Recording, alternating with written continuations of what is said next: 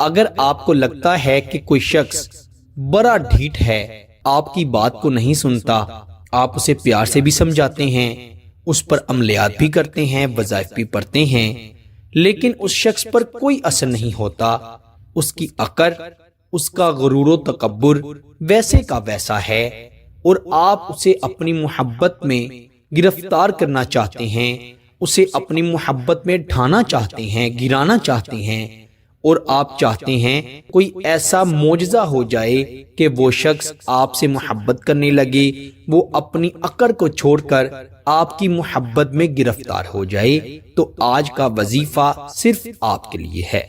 میں کہتا ہوں اس وظیفے سے طاقتور وظیفہ کوئی نہیں ہے۔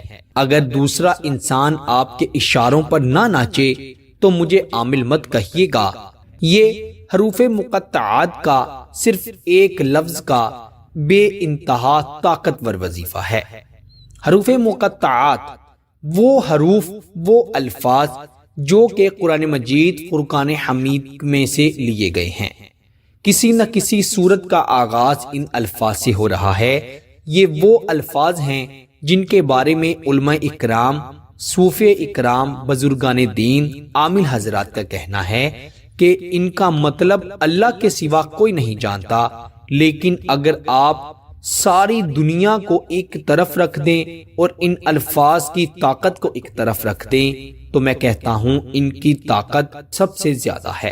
اس کی مثال یوں دے رہا ہوں کہ اگر ایک پہاڑ کو آپ گرانا چاہتے ہیں تو انشاءاللہ اگر آپ کی نیت اچھی ہے تو آپ اس وظیفے کی برکت سے اس کو بھی گرا دیں گے۔ تو انسان کا دل تو بہت چھوٹا سا ہے، آپ اس کو آسانی سے نرم کر سکتے ہیں، اسے اپنی محبت میں بے چین کر سکتے ہیں، بے قرار کر سکتے ہیں۔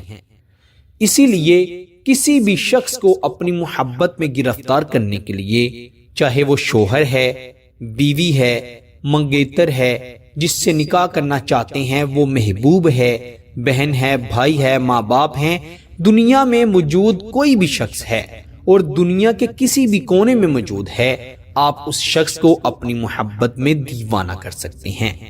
ایسا دیوانہ جو کہ انشاءاللہ ہمیشہ آپ سے محبت کرتا رہے گا۔ بہنیں ہیں، بھائی ہیں، گھروں میں بدسلوکیاں، نا اتفاقیاں ہیں، درمیان میں محبت نہیں ہے، تو انشاءاللہ اس ایک لفظ سے آپ ہر قسم کی رنجش کو، نفرت کو، ایک دوسرے کے ساتھ بدسلوکی، بد اخلاقی کو ختم کر سکتی ہیں۔ تو بنا وقت ضائع کیے آئیے بڑھتے ہیں وظیفے کی جانب۔ وظیفہ بے انتہا آسان ہے، رات کے وقت تنہائی میں بیٹھ کر پڑھنا ہے، اور جس کے لیے پڑھ رہے ہیں اس کی تصویر ہونا ضروری ہے۔ اگر کسی نہ کسی وجہ سے اس شخص کی تصویر نہیں ہے تو آپ اس کا تصور کرتے ہوئے بھی اس وظیفے کو پڑھ سکتے ہیں۔ تصور آپ نے یہ کرنا ہے کہ وہ آپ کے سامنے بیٹھا ہوا ہے اور آپ اس کی آنکھوں میں دیکھتے ہوئے یہ وظیفہ پڑھ رہے ہیں۔ اگر تصویر ہے تو بہت بہتر ہے، کیونکہ آج کل سوشل میڈیا کا دور ہے، تو آج تو ہر انسان کے پاس اس کے محبوب کی، عاشق کی تصویر ہے۔ آپ نے اس کی تصویر کو اگر موبائل میں نکالنا ہے تو موبائل لائٹ کی سیٹنگ میں جا کر اس کی ٹائمنگ کو بڑھا دینا ہے، تاکہ وظیفے کے دوران آپ کے موبائل کی لائٹ بند نہ ہو اور محبوب کی تصویر آپ کے آنکھوں سے دور نہ جائے۔ آپ نے اچھی طرح وضو کر کے پھر اس وظیفے کو پڑھنا ہے۔ خواتین اپنے خاص دنوں میں یہ وظیفہ ہرگز مت پڑھیں، فائدہ نہیں ہوگا۔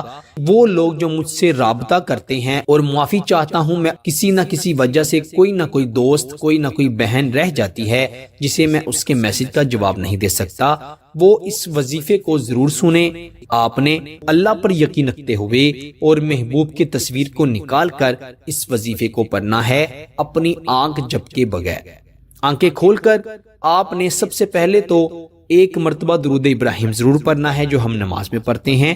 ایک مرتبہ درود ابراہیم پڑھ کر آنکھ کو جھپکے بغیر، آنکھ کھول کر موبائل میں محبوب کی تصویر دیکھتے ہوئے جلدی جلدی سے 121 مرتبہ الف لام میم صاد، الف لام میم صاد، الف لام میم صاد، 121 مرتبہ آپ نے یہ الفاظ پڑھ لینا ہے۔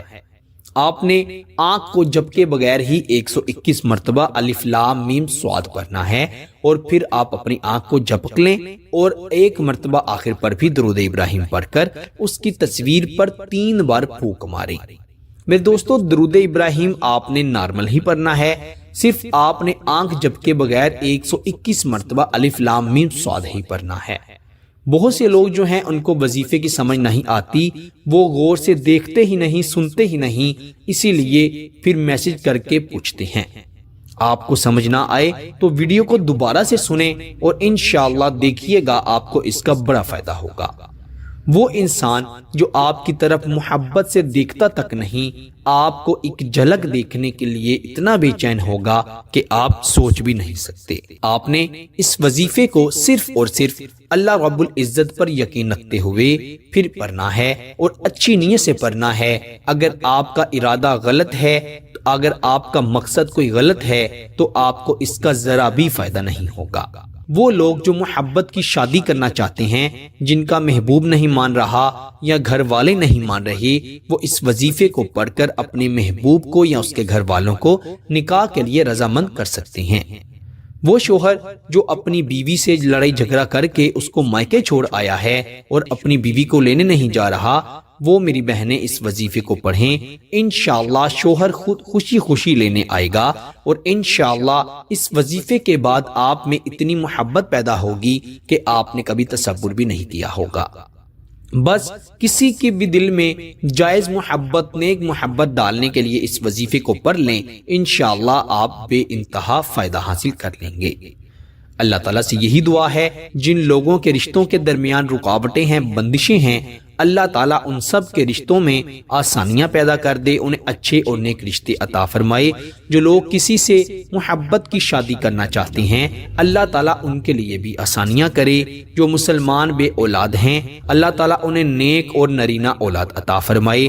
جو مسلمان اپنے گھروں میں، ہسپتالوں میں پریشان ہیں، جو گھروں میں بیمار ہیں، جو ہسپتالوں میں بیمار ہیں، اللہ تعالیٰ تمام کو شفائے کلی عطا فرمائے۔ اللہ تعالیٰ ہمیں کبھی بھی کسی کا محتاج نہ کرے، ہمیشہ اپنی ذات کا محتاج رکھے، آمین ثم آمین۔ میرے پیارے دوستو، اس وظیفے کی خاص اجازت کے لیے ویڈیو کو ضرور لائک کریں، چینل پر نئے ہیں تو چینل کو بھی ضرور سبسکرائب کریں۔ آپ سے انشاءاللہ اگلی نئی ویڈیو میں ضرور ملاقات ہوگی۔ تب تک کے لیے اپنا بہت سارا خیال رکھیے گا، اور بندہ ناچیز کو اپنی دعا میں ضرور یاد رکھیے گا۔ اللہ حافظ۔